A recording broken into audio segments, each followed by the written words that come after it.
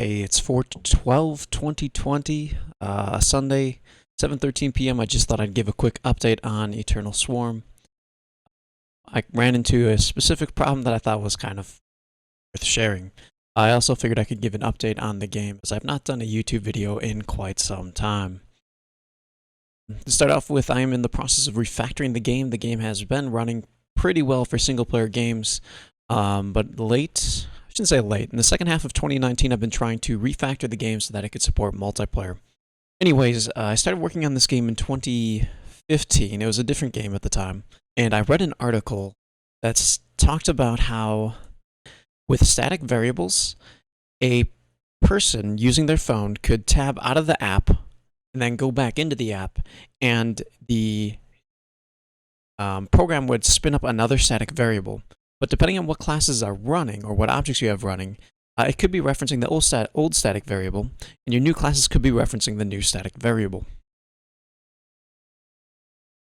When I was running tests, I never ran into this issue, but it was something I didn't want to deal with, and I didn't put much thought into it. Moving forward, what I decided to do was create a variable called global systems, and it was kind of a global variable, and I'd pass that information, or that object, to all the classes that needed to handle outside information. This global systems is a huge issue because a lot of things we're making assumptions that it can no longer make. And one of the assumptions is that that there is a main player. Let me give an example of this.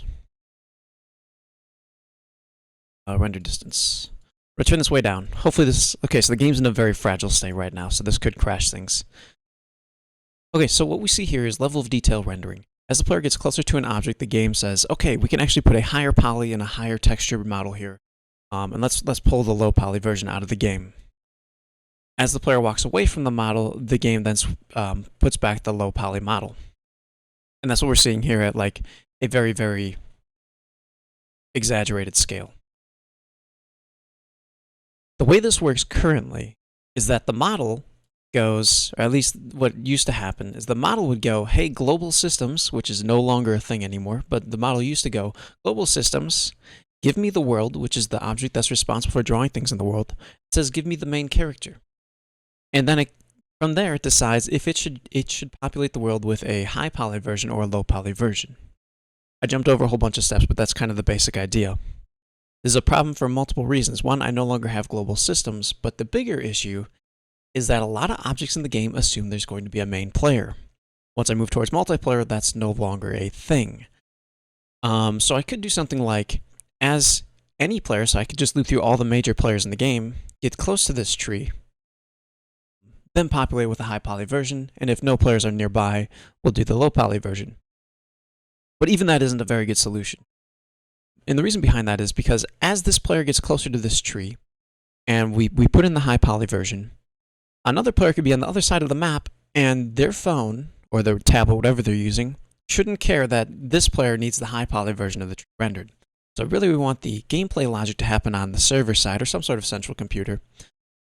But the phones themselves, or the local game, should determine what's high poly or what's low poly for that specific player.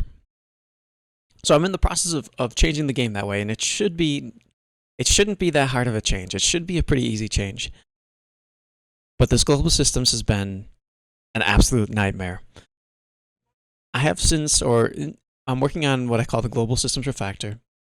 We now use static variables in the game to get things. So certain things still assume that there is a main player, and these are things like screen logic. Okay, whenever the screen is drawing, let me go over to here. This is the player's current inventory. Equip the pants. These screens assume there's a main player. And I think that's okay, but that may change in the near future. Another example of things that used to use global systems is that the item on the player, we look at his back, he has a jetpack. This jetpack used to, and as far as program hierarchy goes, there was a character, and the character has a list of items, and one of the items is the jetpack. But when the jetpack runs, there's an event that gets thrown that says fire jetpacks, basically, or thrust upwards. Now the cool part is that we could have multiple different jetpack items. We could have boots that cause thrust to happen and lift the player upwards. And that will be listening for that event, and that works just fine.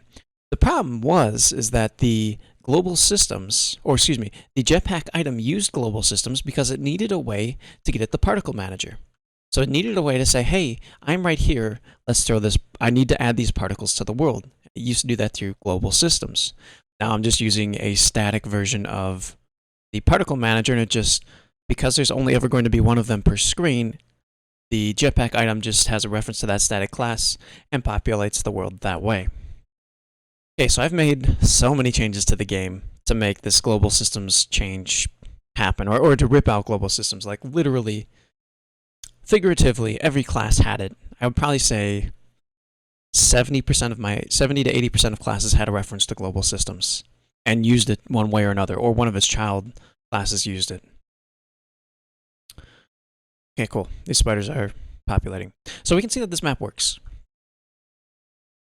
The recent problem... Okay, so I was able to prove this map works. I was able to get into the castle map, that worked. I was able to get into the dungeon, that worked. And for a while, very short while rather, for a small period of time, I thought I was pretty close to getting this game in a state where I can continue moving forward with the actual refactoring process I want to get to, which is making it so that we have a server game and a local game. I thought things were working in the app. I get over to the Coliseum, and the game would crash. I couldn't figure out why. I was getting a really, really weird error. In fact, I can make it happen. When I come over to the Coliseum, and I start the game, it crashes. This is the error I get. Not use offsets when array buffer object is disabled. And basically it's telling me something is wrong with the shader. I mean, this makes it seem like it's a shader setting issue. No point was I really thinking it was a shader issue because I'm changing code that worked. And I've been working on this problem for about a day now.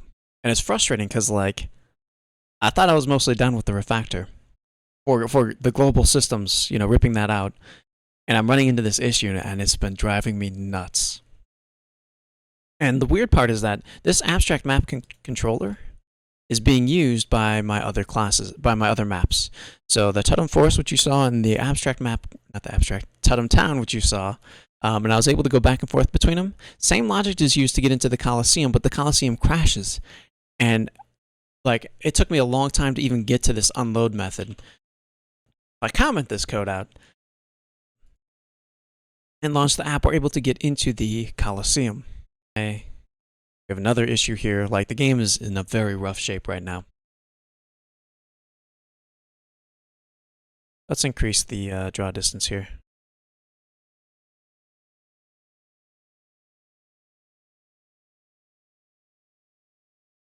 Okay, I'm going to save right here. Enter Coliseum. We're going to go to Challenge 2. Okay. But as I zoom out, and this is something I just realized, we see all of these different assets here. It took me a long time to realize that these assets were not getting removed from the world, which has been, like, you know, the problem the whole time.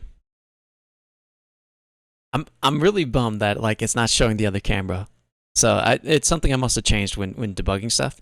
But the camera view that I had was not obvious that all of these assets were still attempted to be drawn. So the reason that we're having the error that we're having is I tell the libgdx, the library I'm using, to unload the data behind these assets before populating this map. When really, I need to make sure that these are not being drawn and completely removing these instances before unloading them.